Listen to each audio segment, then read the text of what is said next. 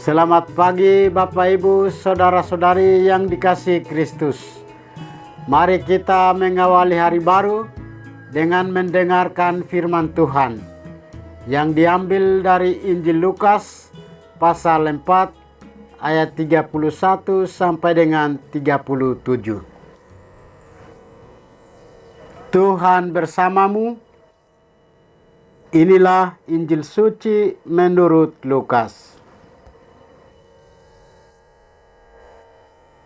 Sekali peristiwa, Yesus pergi ke Kapernaum, sebuah kota di Galilea.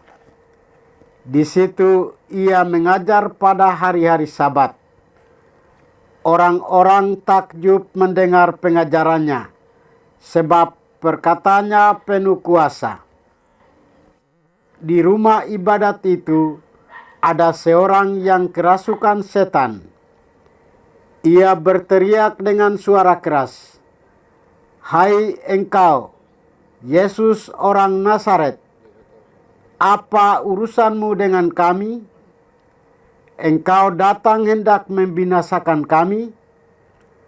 Aku tahu siapa engkau. Engkaulah yang kudus dari Allah."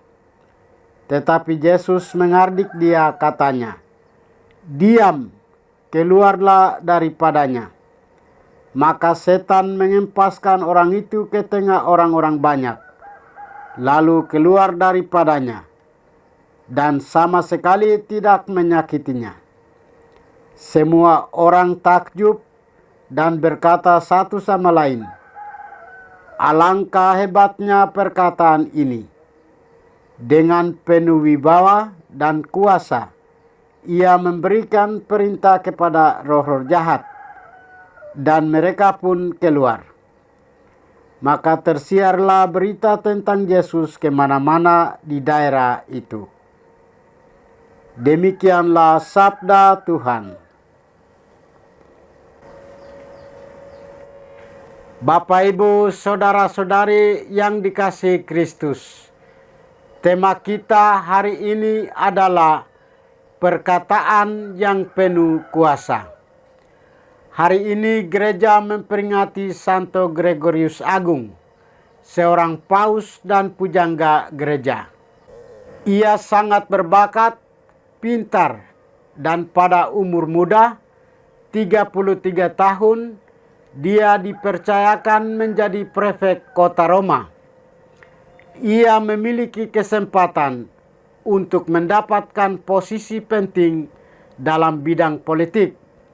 Tetapi Tuhan mengendaki tugas lain di kebun anggurnya.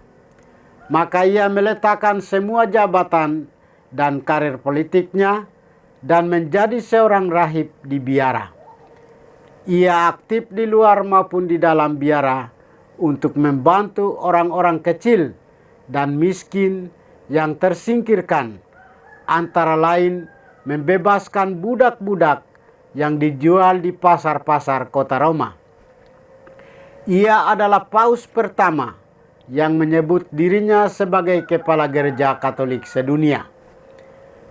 Juga ia menyebut dirinya sebagai abdi para abdi Allah.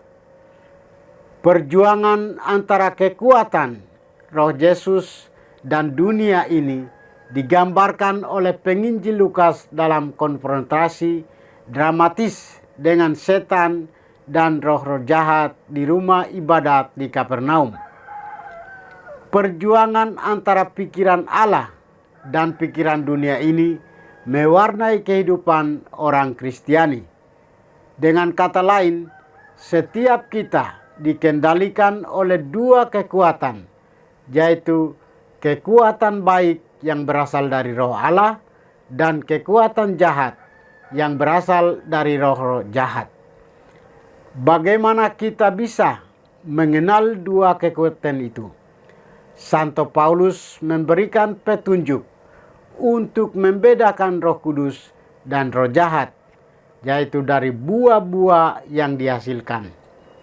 Semua buah yang baik dan benar pasti berasal dari Roh Kudus. Perutusan kita adalah berusaha untuk selalu mengenakan pemikiran Kristus dan mengikuti bimbingan Roh Tuhan.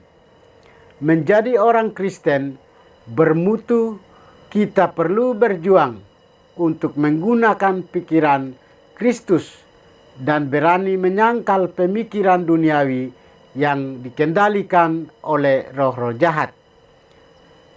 Saudara-saudari terkasih, Yesus pernah mengatakan bahwa tidak ada yang mustahil di hadapan Allah. Dengan kata lain, bagi Allah segala sesuatu adalah mungkin. Hal ini mengajarkan kita bahwa sebagai anak-anak Allah, semestinya kehidupan kita senantiasa disatukan dengan Allah. Kita diajak untuk selalu tinggal di dalam Allah. Dalam setiap situasi kehidupan kita, kita senantiasa bergantung dan tinggal dalam pengharapannya. Teks kitab suci pernah mengatakan bahwa Allah kita adalah Allah orang hidup dan bukan Allah orang mati. Itu artinya kita tidak seharusnya khawatir dengan kehidupan kita, karena Allah yang hidup senantiasa menganugerahkan berkat dalam kehidupan kita.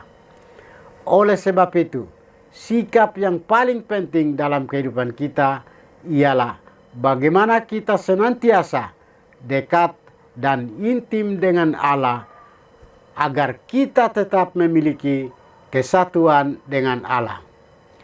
Hanya dalam kesatuan dengan Allah kita akan senantiasa dianugerahi berkat. Tuhan memberkati kita. Marilah kita berdoa. Tuhan, pagi ini kembali kami naikkan syukur dan permohonan. Terima kasih sudah menjaga kami saat kami tidur maupun bangun. Terima kasih untuk udara sejuk dan segar pagi ini. Bukalah mata hati kami, mampukan kami memandang kemurahan dan karya-Mu, serta memuji dan memuliakan-Mu melalui pekerjaan dan pelayanan kami hari ini. Bimbinglah kami selalu untuk menyadari kesalahan kami dan bertobat, sehingga kami sungguh rendah hati, mau membuka hati dan siap menerima rahmat-Mu yang tinggal dalam hati kami. Kristus terang dunia, berkatilah keluarga kami, jadikanlah kami alat kasih-Mu, dan pantaskanlah kami menjadi hamba-Mu yang setia. Demi Kristus Tuhan dan pengantara kami. Tuhan bersamamu. Semoga kita sekalian, orang-orang yang kita kasih dan doakan, seluruh aktivitas kita hari ini dilindungi, dibimbing, dan diberkati oleh berkat Allah yang Maha Kuasa. Dalam nama Bapa dan Putra dan Roh Kudus. Amin.